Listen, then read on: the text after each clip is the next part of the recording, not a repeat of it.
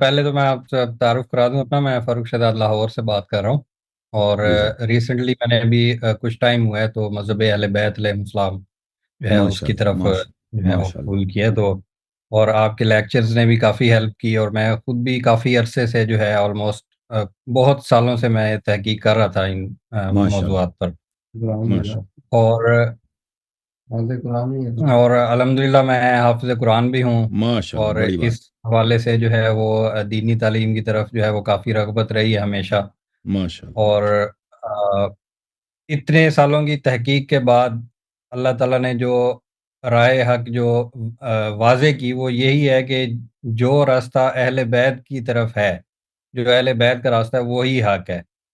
ماشاء اللہ ہمیں ماشاء اسی کو ہی فالو کرنا چاہیے، اور بہت سارے ہمارے احباب جو ہے وہ محبت کی بات تو کرتے ہیں، لیکن وہ محبت، اس محبت کا کوئی فائدہ نہیں ہے جو اتباع سے خالی ہو، اور اللہ بس بس. رسول کی محبت، اہل بیت کی محبت، یہ تقاضا کرتی ہے کہ وہ محبت اطاعت کے بغیر وہ بالکل خالی ہے، جیسے ایک، میں زیادہ آپ کا ٹائم نہیں لوں گا، ایک مثال میں دینا چاہتا ہوں کہ والدین سے اگر کوئی ان کی اولاد جو ہے وہ یہ بار بار وہ لوگوں کے سامنے کہیں جی ہم اپنے والدین سے بہت محبت کرتے ہیں، ہم جی بہت محبت کرتے ہیں، لیکن وہ والدین کی بات نہیں مانتے، جو ہم، والدین کہہ رہے ہیں وہ اس پہ عمل نہیں کرتے، اولاد جو ہے، تو آیا وہ اولاد جو ہے وہ اس کو یہ سمجھا جائے گا کہ وہ محبت کرتی ہے اپنے والدین سے؟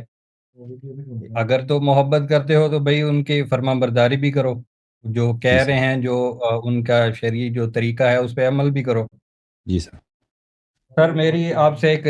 ریکویسٹ ہے، انشاءاللہ جی میں دوبارہ کس سیشن میں حاضری دوں گا آپ سے، باقاعدہ جی جو جی میرے کویسچن ہیں وہ میں آپ سے انشاءاللہ. جو ہے لیکن ابھی میں زیادہ آپ کا وقت نہیں لینا چاہتا، میری ایک ریکویسٹ یہ تھی کہ میں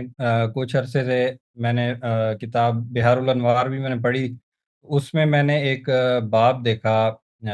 رجت کے حوالے سے، عقیدہ جی رجت ہاں کے حوالے سے، تو جی میری یہ ذاتی طور پہ آپ سے ریکویسٹ ہے کہ اگر یہ جب آپ کے لیکچرز ختم ہوں تو اس کے بعد اگر آپ کوئی ایک لیکچر جو ہے، مجھے شاید آپ نے اجمالی طور پہ وہ بیان کیا ہو کہیں کبھی، لیکن میری یہ ریکویسٹ ہے کہ آپ ایک مکمل لیکچر جو ہے اس میں وہ ڈلیور کریں، اور تاکہ انشاءاللہ عوام کو، ہماری عوام کو یہ پتہ چلے، ایک تو بنیادی فرق رجت کا اور قیامت کا قرآن کے حوالے سے، انشاءاللہ. کیونکہ قرآن کریم میں اس کی، میں نے احادیث میں پڑھا ہے بہار الانوار میں کہ قرآن کریم میں اس کی کافی آیات ہیں، اس کا تذکرہ ہے،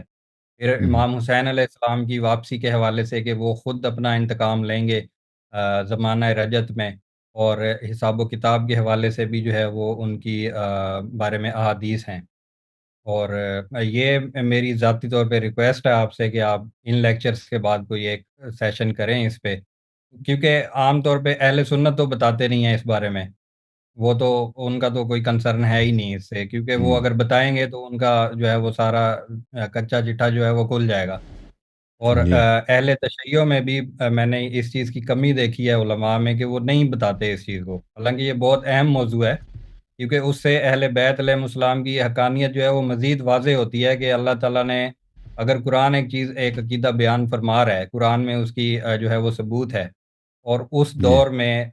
زمانہ رجت میں اہل بیت علیہ السلام نے واپس آ کر اپنے دشمنوں سے انتقام لینا ہے، اور جو ناسبی ہوں گے خاص طور پہ ان کی بہت پسپائی ہوگی اور ذلت ہوگی ان کے لیے ہمیشہ کے لیے، تو ہم، یہ بہت اہم موضوع ہے، اور اس کو جی میرے سر خیال میں تو سب سے بہتر جو ہے وہ آپ ہی ڈیلیور کر سکتے ہیں، کیونکہ انشاءاللہ. باقی جواد نقوی ہمارے جو صاحب جواد نقوی صاحب نہیں کریں گے؟ آپ کے لاہور والے ہوں. سر سر وہ تو حدیث سے تو پھر کوئی ان کا لینا دینا نہیں ہے نا، وہ تو بس جو کہہ دیا جی انہوں نے ہاں. مجتہدین نے وہی ہے، اور میرا ذاتی ایک ایکسپیرینس ہے، یوٹیوب ہم، پہ میں نے ایک چینل ہے تو ان سے میں نے کوشچن کیا تھا، ہم، یہ جو وضو میں اگر پاؤں گیلے ہوں، پہلے ہم، وضو کرنے سے پہلے اگر پاؤں ہم، گیلے ہوں تو ان کو خشک کرنے کا انہوں نے کہا کہ جی یہ خشک کرنا لازمی ہے مسح کے لیے جو ہے نا، تو میں ہم. نے ان سے یہ پوچھا، میں نے کہا مجھے کوئی حدیث بتائیں اس بارے میں، مجھے بہت حدیث کسی کا ریفرنس دیں کہ ہم، یہ آپ خود سے کہہ رہے ہیں خشک کرنا ضروری ہے یا کیا، تو میں نے کئی دفعہ ان سے پوچھا، مجھے کوئی جواب نہیں آیا، ماشاءاللہ. تو پھر میں نے بعد میں یہی نیچے کہا، میں نے کہا کہ جو ہے وہ ہمارے علامہ صاحب جو ہے وہ صحیح کہتے ہیں کہ حدیث سے آپ لوگوں کا کوئی تعلق نہیں ہے، یعنی بالکل میں نے کہا اگر تو یہ مجتہدین کا فتویٰ ہے تو میں نہیں مانوں گا، بات سیدھی صحیح سی ہے۔ اگر صحیح حدیث کا ہے تو ہم مانیں گے، اگر امام جعفر صادق علیہ السلام کی حدیث ہے تو سر آنکھوں پہ ہم مانیں گے ان کی بات ماننا ہی تو دین ہے، وہی تو صحیح اصل دین ہے۔ تو بہت بڑا صحیح دوسرا فرمایا سوال سر، میرا ایک شارٹ کوشچن ہے، وہ جی یہ ہے کہ وہ کوشچن تو شارٹ ہے لیکن اگر اس کو دیکھا جائے تاریخ کے پس منظر میں تو وہ ایک بہت بڑی جو ہے ایک وجہ ہے ہم، اس جو بھی امت میں آج جو امت ذلیل ہو رہی ہے، جی ہاں اور اس کا مقدر ہے ذلت، کیونکہ جنہوں نے اہل جی ہاں بیت کی پیروی نہیں کی تو اس امت کا حق بنتا ہے کہ وہ کفار کے سامنے ذلیل اور رسوا ہو، اور امام جی مہدی علیہ السلام کے، امام زمانہ علیہ السلام کے ظہور تک یہ سلسلہ چلتا رہے گا۔ جی میرا آپ سے یہ کوشچن ہے کہ آپ اس بات پہ روشنی ڈالیں کہ وہ کیا وجہ تھی، بیسک وہ کیا پس منظر تھا پیچھے، کہ جس نے امیر المومنین علیہ السلام کو مجبور کر دیا کہ وہ اپنا دارالخلافہ جو ہے وہ مدینہ سے شفٹ کر دیں کوفہ کی طرف۔ تو یہ یہ اس میں میں نے کیا پس منظر تھا، بیسک دیکھا اس کی کیا وجوہات؟ جو جی ہاں ابھی میں نے اس مسئلے پہ تحقیق نہیں کی ہے کہ وہ کیا وجہ تھی جنگ جمل کے وقت وہ بہت ایمرجنسی صورتحال تھی کہ وہ مدینے سے نکلے کیونکہ عائشہ طلحہ زبیر اور بنو امیہ کے جو لوگ تھے کیونکہ عثمان بنو امیہ کا خلیفہ تھا اور اس نے بنو امیہ کے بہت سارے لوگوں کو اسلامی ملکوں میں گورنر بنائے تھے اور اس کے جی جی گورنر نے بہت سارے پیسے چوری کیے تھے تو یہ سارے پیسے جو چوری عثمان کے قتل کے بعد یہ سب پیسے اٹھا کے اس کے گورنر مصر سے عراق سے ہر جگہ سے بصرہ سے یمن سے آ گئے تھے سب مکہ ان کا جی ڈیرا بن گیا تھا ٹھیک ہے نا اور عائشہ بھی وہاں پہ تھی طلحہ زبیر بھی وہ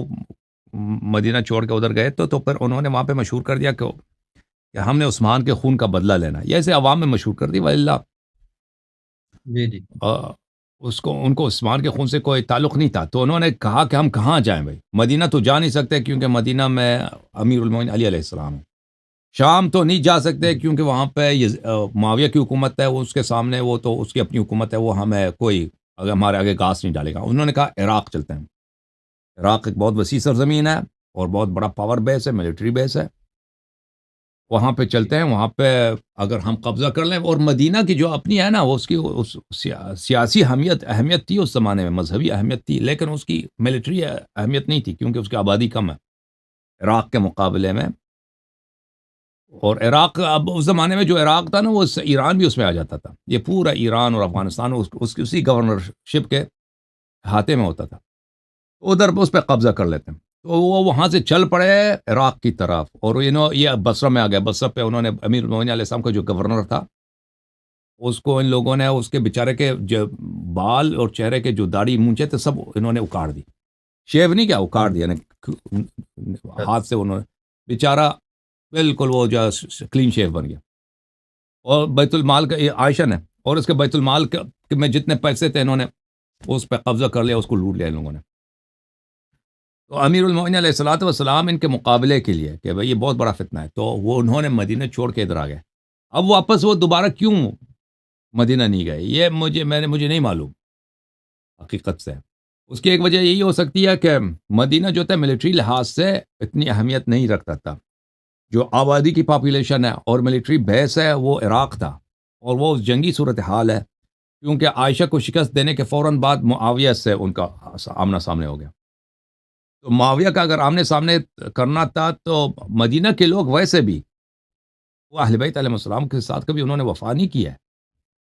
اور وہاں پہ مکہ کا شہر وہ تو ویسے بھی دشمن تھے شروع سے مکہ والے رسول صلی اللہ جی علیہ جی وسلم کے دشمن اور اہل بیت علیہ السلام کے دشمن تھے جو حجاز ہے اس میں 2 ہی پاپولیشن سینٹر ہیں وہ بھی چھوٹے چھوٹے مکہ اور مدینہ اور مذہبی لحاظ سے اہم ہے لیکن لیکن آبادی کے لحاظ سے ان کا دل اہل بیت علیہ السلام کے ساتھ کبھی نہیں تھا تو جی جی پاور بیس امیر المومنین علیہ السلام دیکھیں عثمان کے خلاف بھی اصل جنہوں نے عثمان کو قتل کیا اور پھر وہی لوگ امیر المومنین علیہ السلام سے بیعت کی جن لوگوں نے وہ اکثر کوفی تھے اکثر عراق کے لوگ تھے ٹھیک ہے نا جی تو ان لوگوں نے تو اس لیے نیچرلی ان کے لیے جو تھا پاور بیس امیر المومنین علیہ السلام کا، جہاں سے وہ وہاں اینکر ڈال کے وہاں سے انہوں نے معاویہ کا سامنا کرنا تھا، وہ مکہ مدینہ نہیں تھا، وہ عراق تھا. لیکن یہ میرا تجزیہ ہے. اب یہ اس کے متعلق کوئی حدیث ہو، کوئی روایت ہو کہ ان کے لحاظ یا اس زمانے کے لوگ جو صحابہ تابعین تھے اس زمانے میں، انہوں نے کوئی شہادت دی ہو کہ میں انسان شاہد ہے نا کہ ایک آدمی یہ کام اس لیے کرتا ہے. میں نے آپ کو دیکھا کہ آپ لاہور سے مطلب چکوال منتقل ہو گئے، پنڈی منتقل ہو گئے، تو میں بتاؤں بھائی یہ آدمی وہاں اس کو جاب ملی ہے نا. تو اس زمانے میں کسی نے کہا ہو، تجزیہ پیش کیا ہو کہ کس لیے امیر المومنین علیہ السلام منتقل ہو گئے. یہ میرے بھی میں نے اس کے مطلب ریسرچ نہیں کیا. کبھی ریسرچ کریں گے تو انشاءاللہ پتہ چل جائے گا کہ کیا. لیکن میرا تاثر یہی ہے، اسی وجہ سے کیا ہوگا. جی ہاں جی سر، اصل میں کیونکہ یہ سوال میں نے اس لیے بھی کیا کہ جو بنیادی وجہ جب پتہ، کیونکہ آپ ماشاءاللہ صاحب علم ہے، آپ جیسے جی بتاتے ہیں کہ امیر المومنین کا حضور علیہ السلام کے ساتھ جو رشتہ ہے وہ تو بے مثال ہے، اس کی تو جی کوئی مثال انسان نہیں دے سکتا. جی تو اپنے محبوب بھائی کے، اپنے محبوب آقا کے وطن سے دوری مولا امیر المومنین نے جو اختیار کی امت کے لیے، تو ایسی کیا وجہ تھی؟ تو یہ اس پہ بھی میں چاہوں گا کہ آپ اپنے طور پہ ریسرچ کریں، اور یہ دو موضوعات جو ہیں یہ میری ریکویسٹ ہے آپ سے کہ ان پہ آپ مکمل سیشن کریں. انشاءاللہ انشاءاللہ اللہ نے جی چاہا تو سر. کبھی. جی سر. اللہ آپ کو عزت دے. تھینک یو سر، بہت مہربانی تھینک یو سر. فروخ بھائی. اللہ عزت دے، اللہ سلامتی دے انشاءاللہ. جھوم جاؤ پرواز کرو، کیوں فخر سے سر اٹھا، کیونکہ اللہ تعالیٰ نے تمہیں انتخاب کیا. صراط حق پر صرف تم ہو، صراط ایمان پر صرف کیا، کیونکہ اللہ تعالیٰ نے تمہیں انتخاب کیا. صراط حق پر صرف تم ہو، صراط ایمان پر صرف